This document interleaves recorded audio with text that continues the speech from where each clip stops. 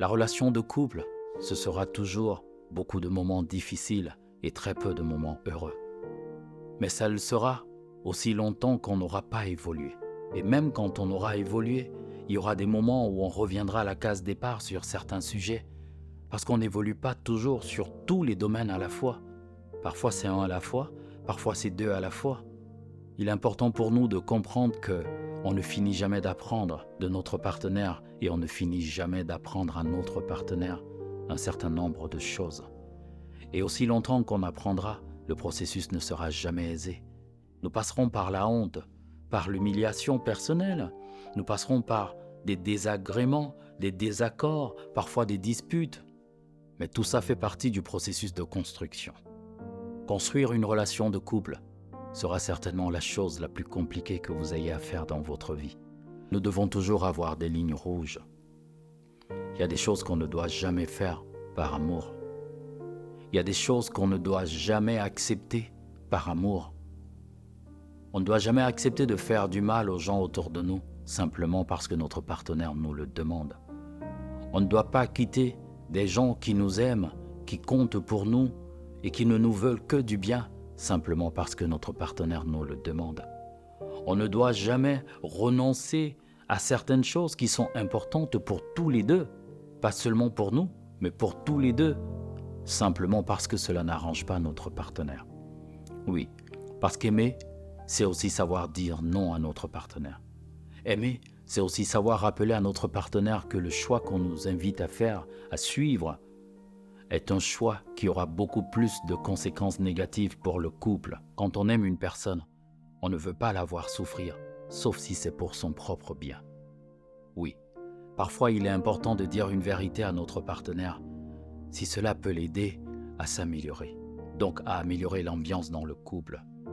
Parfois aussi, c'est à notre partenaire de nous dire des choses qui ne nous arrangent pas. Au lieu de mal les prendre, il est important que nous voyions l'opportunité de nous améliorer, de comprendre ce qu'il nous est reproché et de ne pas simplement le balayer d'un revers de la main en lui disant « tu exagères, tu es toujours comme ça ». Dans cette relation de couple, il est difficile pour notre partenaire de nous aider à nous améliorer sans nous dire des choses qui ne nous arrangent pas.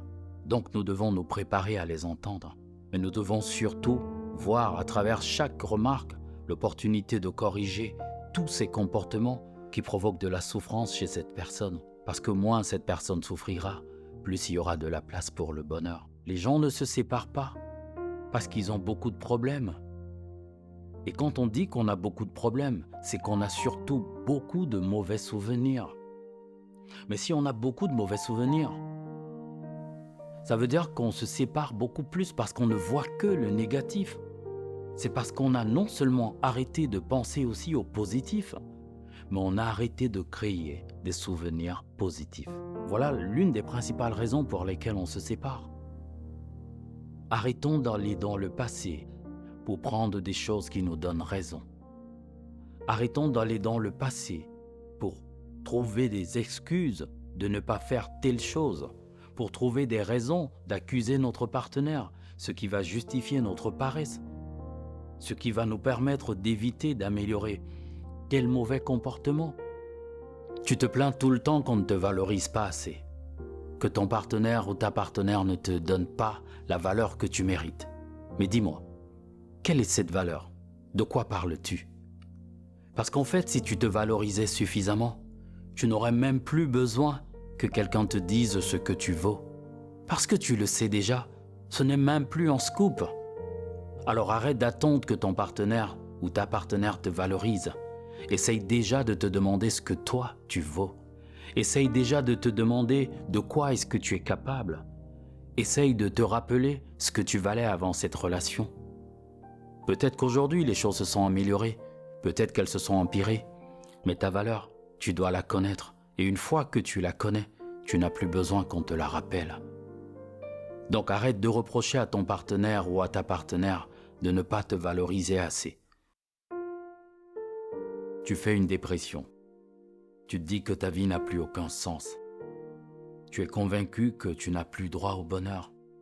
Avant de faire une bêtise, avant de toucher le fond, avant de te laisser aller, s'il te plaît, accorde-moi 1 heure. Et je peux te garantir qu'après ce rendez-vous, tu ne seras plus la même personne. Laisse-moi t'aider. Je t'attends.